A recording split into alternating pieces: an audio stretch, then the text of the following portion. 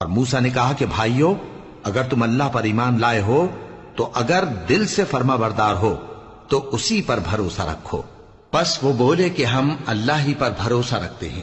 اے ہمارے پروردگار، ہم کو ظالم لوگوں کے ہاتھ سے آزمائش میں نہ ڈال، اور اپنی رحمت سے ہمیں قوم کفار سے نجات بخش۔ اور ہم نے موسیٰ اور اس کے بھائی کی طرف وحی بھیجی کہ اپنے لوگوں کے لیے مصر میں گھر بناؤ، اور اپنے گھروں کو قبلہ یعنی مسجدیں ٹھہراؤ، اور نماز قائم کرتے رہو، اور مومنوں کو خوشخبری سنا دو۔ اور موسیٰ نے کہا کہ اے ہمارے پروردگار، تو نے فرعون اور اس کے سرداروں کو دنیا کی زندگی میں بارونق ساز و سامان اور مال و زر دے رکھا ہے۔ اے پروردگار، کیا اسی لیے کہ وہ تیرے رستے سے گمراہ کر دیں؟ اے پروردگار، ان کے مال کو برباد کر دے اور ان کے دلوں کو سخت کر دے کہ ایمان نہ لائیں جب تک عذاب علیم نہ دیکھ لیں۔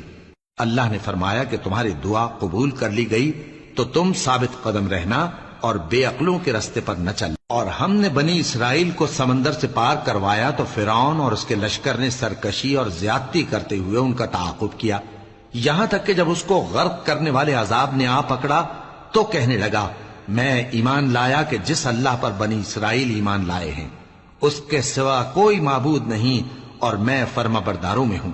جواب ملا کہ اب ایمان لاتا ہے، حالانکہ تو پہلے نافرمانی کرتا رہا اور مفسد بنا رہا، تو آج ہم تیرے بدن کو بچا لیں گے تاکہ تو پچھلوں کے لیے عبرت ہو، اور بہت سے لوگ ہماری نشانیوں سے بے خبر ہیں۔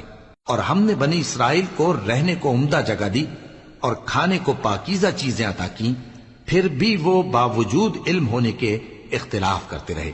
بے شک جن باتوں میں وہ اختلاف کرتے رہے، تمہارا پروردگار قیامت کے دن ان میں ان باتوں کا فیصلہ کر دے گا۔